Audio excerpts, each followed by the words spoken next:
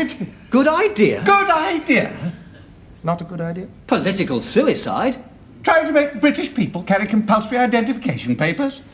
They'll say I'm introducing a police state again. Is this what we fought 2 world wars for, Humphrey? Well, Minister, it's really little more than a sort of driving licence. It's the last nail in my coffin, that's what it is. You might get away with calling it Euro Club Express. Bernard,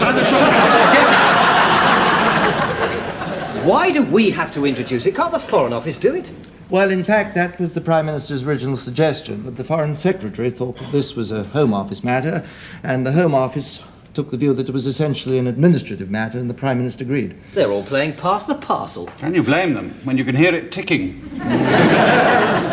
Well, I'm afraid that the identity card bill is planned to be the last action of this department. Wonderful ammunition for the anti-Europeans. Yes, don't the Foreign Office realise what damage this will do to the European idea? Well, I'm sure they do. That's why they support it.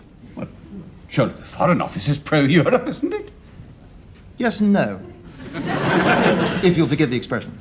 The Foreign Office is pro-Europe because it is really anti-Europe.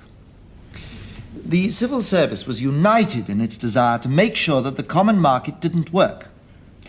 That's why we went into it. What are you talking about? Minister, Britain has had the same foreign policy objective for at least the last 500 years, to create a disunited Europe.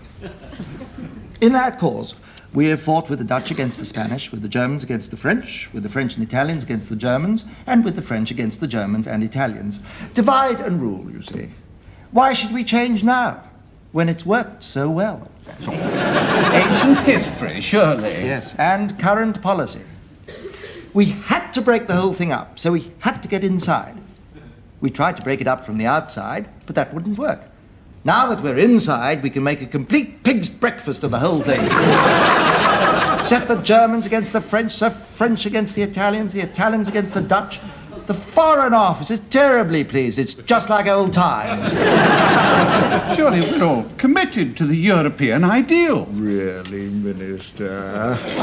If not, why are we pressing for an increase in the membership? Well, for the same reason. It's just like the United Nations, in fact. The more members it has, the more arguments it can stir up, the more futile and impotent it becomes. What appalling cynicism. Yes. We call it diplomacy, Minister.